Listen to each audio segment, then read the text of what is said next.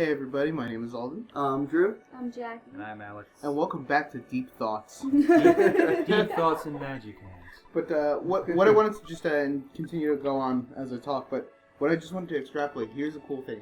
I'm going to watch your face. So, this entire time, we see Ness go from his hometown to the neighboring town over to, a town that's a little far away, to a big city, to a desert, to a resort location. It was a vacation spot, to to the Great White North, the Northern Wall. Real quick, I just want to show you Carefree Bomb and Mr. Molecule. Oh yeah, They're just fun little dudes. The enemies here are like We are two wild and crazy guys. No, Alright, so But, to summers, to winters. Scrabble, like freaking Egypt. Yeah. So you go all over the world here. Now you get homesick. You call your mom. Your mom says, "Hey, honey, you sound down. Cheer up. You're my guy." Like kind of thing. 2-second conversation with your mom, and you feel better. Or I'm watching a soap opera, and you're getting to the scheme bit, whatever.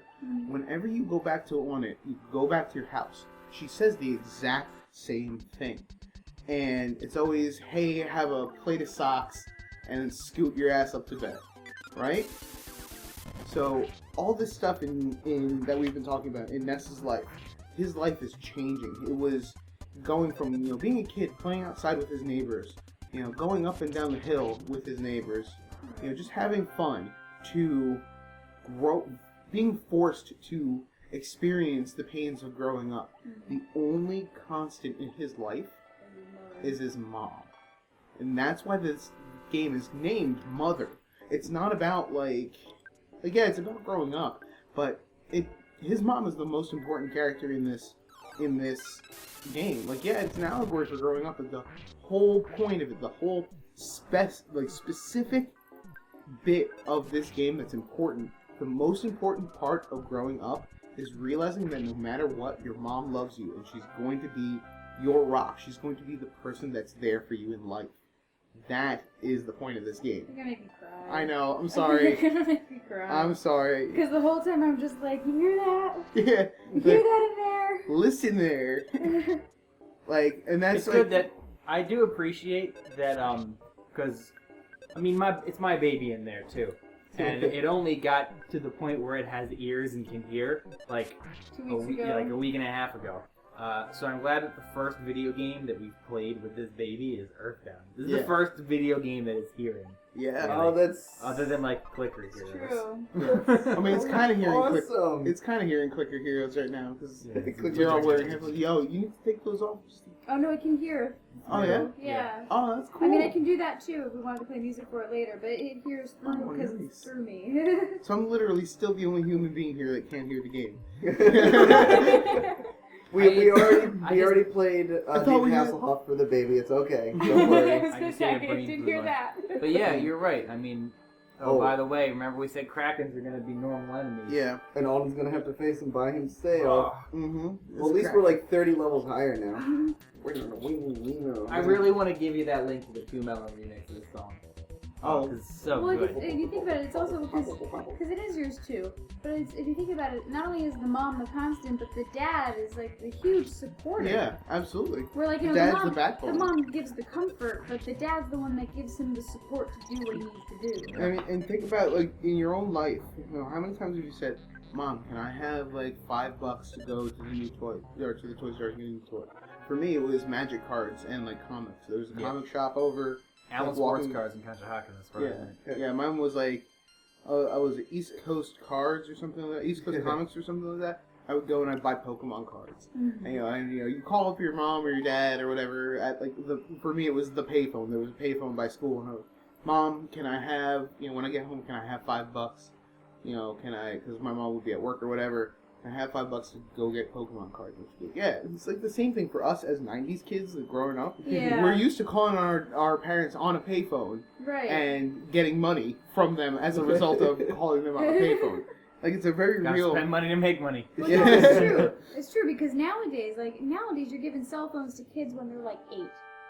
Yeah. Yeah. Yeah, and so like for us, like I don't know about you guys, but I didn't have my own cell phone until I had a car. Yeah. I was in Because high there was school no before I reason had a to. cell phone. Yeah. Right, that's what I mean. Like there was no reason to before I had a car.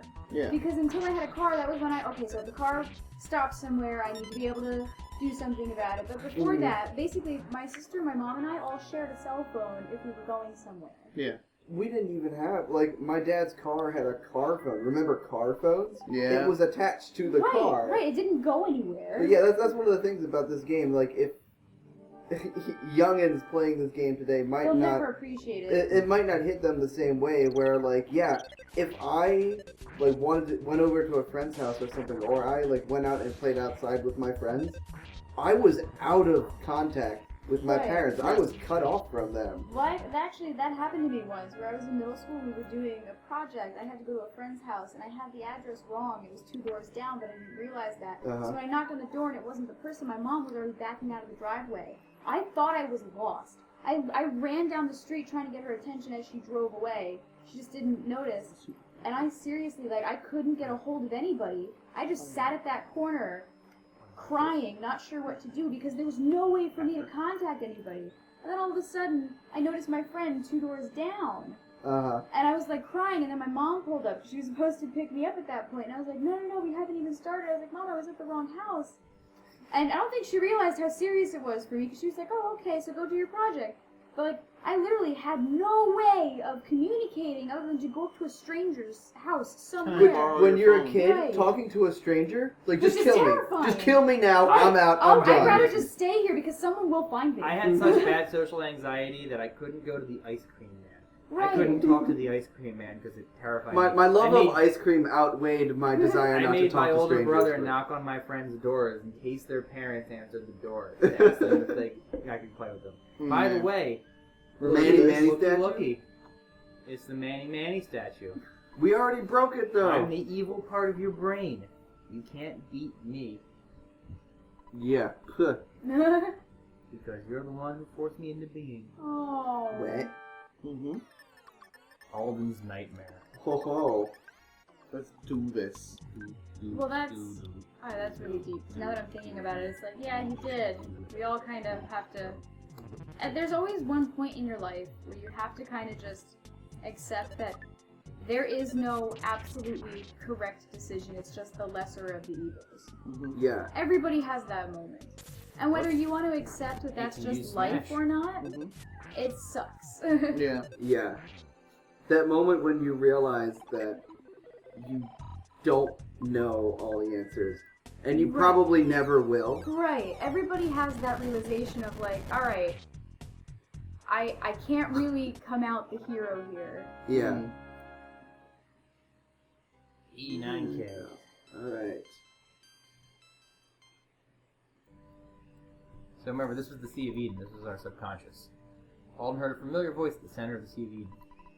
Gygas's goal is to destroy you. Listen carefully. Everything in the universe could be destroyed at the hands of Gygas. But he and his followers are also in trouble. By the way, this is you, Valkyries.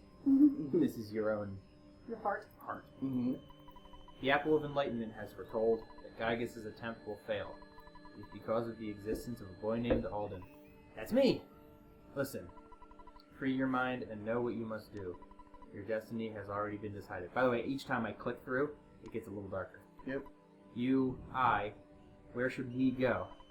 You know deep within the reaches of your mind. Saturn Valley, yes. Go to the valley where Mr. Saturn lives. You'll get something new there. Soon, Magic Hand will be no more. We must be quick. Alden really heard his own voice. Go to Saturn Valley. Was I supposed to get a weapon here? I didn't see him. Any of them? There's bionic krakens somewhere. Yeah, we didn't need it. Yeah. Go to Saturn Valley now. Bionic krakens do have the chance of the drop rate there. Check this out. Alden was filled with the power of Giant Step. Mm-hmm. Alden's speed increased by 5. Vitality. Alden was filled with the power of Lilliput Steps. Guts by 5. Luck by 5. Power of Milky Way. Speed. IQ. Power of Magnet Hill. Vitality and luck. Rainy Circle. Guts and IQ. Pink Cloud. Speed and guts. Blue Mine Hole. Luck and IQ. Power of fire, spring, speed, and luck. Get Instantly, mad level Alden's ups. mind cleared and he realized that he had possessed great power. He's finally come to terms with everything and he's ready. At that moment, Alden's psychic powers radically expanded. 200,000 experience just for Alden. Oh. 86. And Max HP went up by 150. Do you hear this is like a variant on the level up theme? Mhm. It's like a really broken down version of it. Yeah. PP That went right. 378, and he finally realized the power of teleport speed. Yeah. So the reason that we got such a huge HP and PP increase in one level is because the way that mechanic works is when you level up, the game tries best to match your HP and PP stats to multiples of your vitality and IQ, I think. Yeah. So because our vitality and IQ went up dramatically, then we got a huge burst in one level. Now you can wake up. Your friends are waiting for you. It's time to get up. We got our clothes back. Check this shit out. Oh, we're going through each location. And that's like a discordant kind of... Yeah. But some of the actual things are gone. Brain overload. Ugh. I think it's really cool how they make the mechanic of, like, you clear this place inside your head and you get a huge power boost because Alden is psychic. Yeah. Ness is psychic. So it makes sense in a world context how performing this feat and sort of getting over your hang-ups and your personal fears and your anxieties can just make you so much more powerful because you're not getting in your own way anymore. Exactly. Right. At the same time, you can understand how it would be so much more traumatic for a psychic Yeah. than for a normal person. Well, the sound stone is gone. It seems to have absorbed into us, I'm guessing. You've been unconscious for a long time next to this volcano. You kept saying something. Saturn Valley? What's waiting for us there? Anyway, we need to teleport. This is the tightest teleport ever, by the way. Oh boy. Whew. Yeah, go. the AI is real good at teleporting me.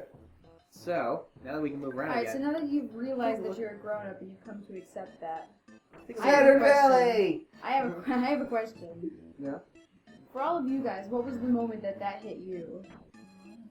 What was the moment that hit Yeah, me? when did you come? When did you like sit there and go like, oh, I'm an adult. Okay, I'm okay with that. I think when I Shit, Jack. went to I'm college, serious. when I got to college, and somehow I ended up as like the den mother of my group of friends. Like I was cooking dinner for everybody, Yeah, and you like I was were. helping people with laundry. Totally Like I was were. driving people places. Like I was taking care of other people, and I'm like, holy crap, I'm an adult. And a lot of people are older than you too. Yeah.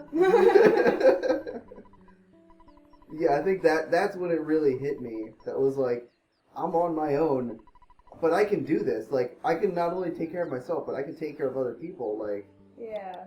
I think we're good. I don't really want to go back and live with my parents anymore. Yeah. Yeah, I mean, for me, it was actually, I think, when sophomore year of college, I took an internship down in Tennessee, and I think that was sort of when it became, really real, because, like, I'm from New Jersey, and I went to college in Philadelphia, so no matter what, if I needed to fly home for a weekend, I could just, drive. It's an hour and a half car ride, and I could just go see my mama and, do whatever, do my laundry down there or something like that. But then, like, when I was down in Tennessee, it was like, if I wanted to go see my parents, it would be 13 hours, before I could do so. So I really couldn't. So, not to say that I wasn't independent, it was just weird because, like, growing up, I was one of the kids who walked home from school. I was one of the kids who did his own laundry. Those are my chores. Do your own laundry, make your own food, stuff like that. My mom worked a lot to keep a house over our heads, so, I was very independent in that regard. But now, it was just, I had that buffer where if I just needed to check out, like, my mom could still come home and help me do it, or something like that. Maybe, my mom would come home and she'd still make meals, stuff like that. But now, I'm 13 hours away. I'm living on my own. I had a roommate, but it was basically, just me. So I'm just like, shit, like, time to nut up and be an adult, For me, it was weird, It's not to say that, again, like, I was just doing the same stuff that I did growing up, But it was just it was not having the net of my mom. Yeah, it's different, like, 'cause I was the same thing when I was a kid. Like, both my parents worked. I would get home from school like 3 o'clock, and I would get dinner started because my parents wouldn't be home till like 6 or 7. So by the time they got home, it was nice for them to just get home and everybody could sit down and eat dinner together. But it's different in that regard because, like, if something screws up, or like, you can always call your parents and they're right there, or like, oh, it's okay, just wait till I get home and then we'll figure something out. Like, if they forgot to buy food or something, like, they're like you said, there's that net. Mm-hmm. But then once you're like all the way out there, you don't have teleport beta yet. Yeah. Yeah. It's like you lost that net, and it's like you're really on your own. Yeah. Hold on, I want to teleport. There's something that I wanted to do. Orange Kids in Tucson, right? Yep. Yeah. Oh yeah, we need to get this freaking boiled egg. My moment came a little later than you guys because I got to basically just kind of float my way through high school, through college, for all that good stuff. Okay, I'm going to preface this by saying Alex is really smart. And the thing about Alex is not that he doesn't put forth effort at things that he really enjoys, but he doesn't actually have to most of the time because he's very good at whatever task you give him. He'll be better at it than you in 2 days. Yeah. So for him, he doesn't have to, like, so when We've he seen says this he in floated practice. around, right, when he says he floated around, it means he's a very capable human being, so he didn't actually have to put forth a lot of the effort that normal people do. The hardest thing he did in college was play Battlefield Bad Company 2. It wasn't even that hard. Right. We ruled at that game. I Crushed just it all day. I just Every wanted day, to preface literally. that. Okay, now go ahead. Okay, but the moment that probably made me realize that I'm an adult, I can do this, so I have to do this even, was after you graduated, Jackie, and I still had a year left, and you wanted to get your master's in creative writing, I kind of realized, like, I'm going to need to step things up because it's going to be another year of school, and, we're not going to be able to afford to live where we live anymore, right? So that whole year, it still didn't really quite hit me, but I was kind of prepping, and then right after that ended, I had lined up my own master's program, and then I was working that as well as a second job. So working 2 jobs while my wife was in school and I was also in school. We weren't married at the time. Well, not married at the time, but that kind of made me realize, like, and we were still doing it, and we were able to eat, and we were able to have time to ourselves, and It was hard. all of our responsibilities taken care of. We were barely scraping by, and I had to beg for people to help support us, even though I was working my balls off. We paid like- back some of it though. Yeah, and I was like, this is something that I can do.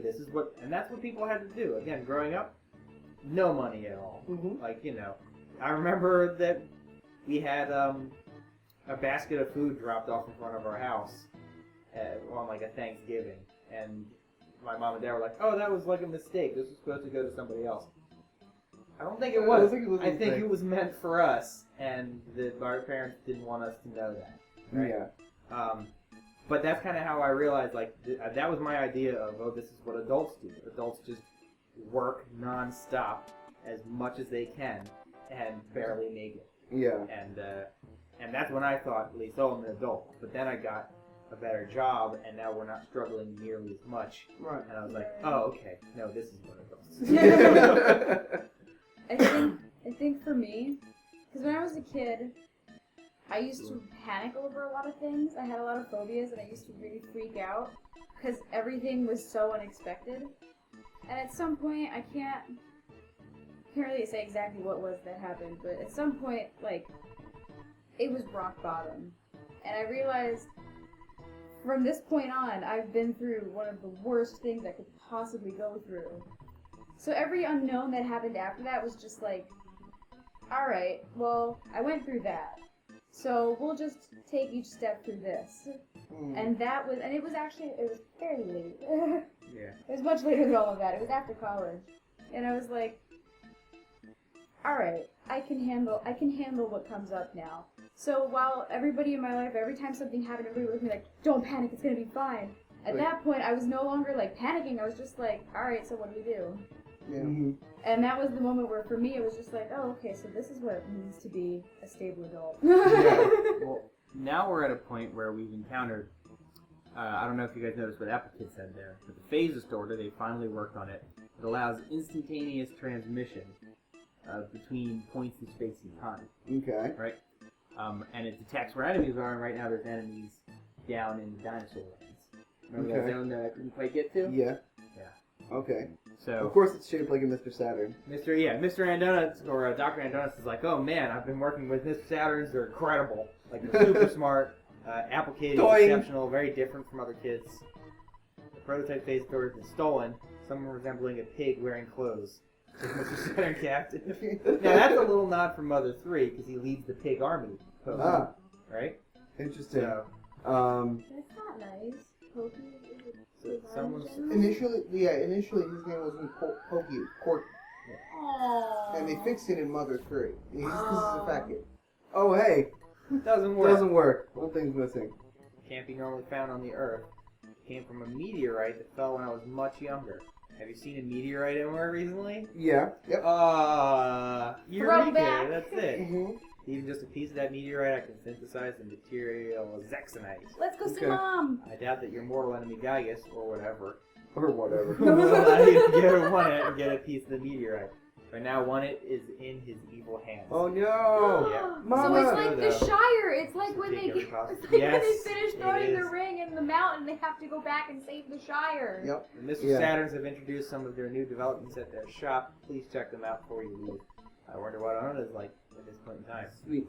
So one thing that I would like to point out is that here we have like all of our smartest characters, like the really brilliant people, all lined up in a row. Yeah. And like you were saying, none of them are like your typical nerdy, snooty, smart person. You've got the Mr. Saturns who are really weird and kooky, but apparently brilliant. Mhm. You've got Apple Kid who's a total mess.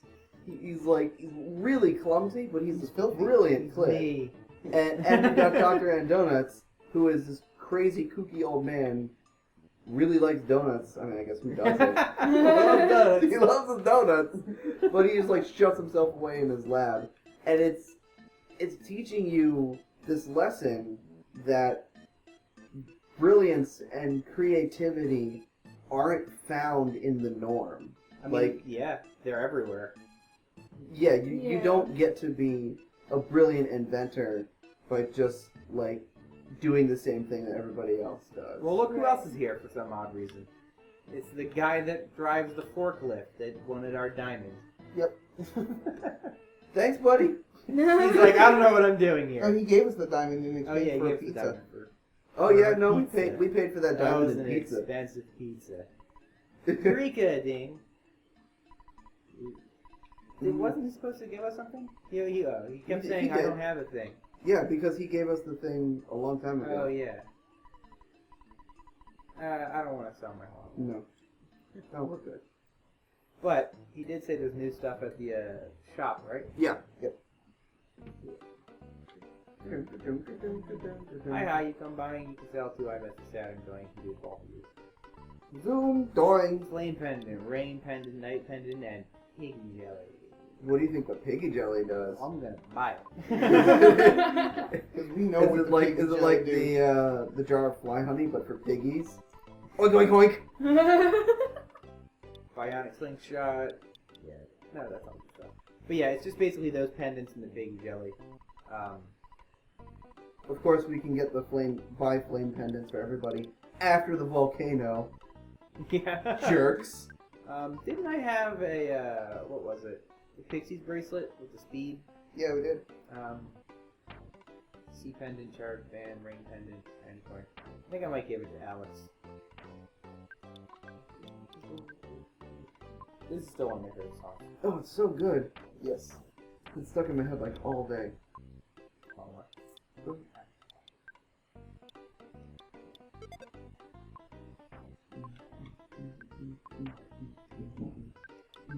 you go. Piggy jelly. This is got a favorite food. It tastes alright. When eaten, you get 300 HP. It's pretty good for like $200. Although I really don't use food because there's so much BP. Yeah. I am going to withdraw max money. Okay. No. It was time now. Yeah, this is stupid. Cool. No reason other than I just want to have max money in our inventory. Okay. Yeah, whatever. Literally at this point, piss away money. Yeah, there's nothing left to spend money on. You just wipe your butt with $1. Yeah. $1. Like, I don't think there's anything Benjamin. left to spend money on, right? Hmm? Can you think of anywhere else we'd want to spend money? No, not really. No. If this Mr. Saturn would move, I could teleport here real easy. Alright, well, we are apparently armed to the teeth, ready to take on the army of Gygas, and we're gonna have to take back our hometown of Onett in the next episode. Catch you guys later. See ya. See Listen to that music. Oh, something's not right, Scoob!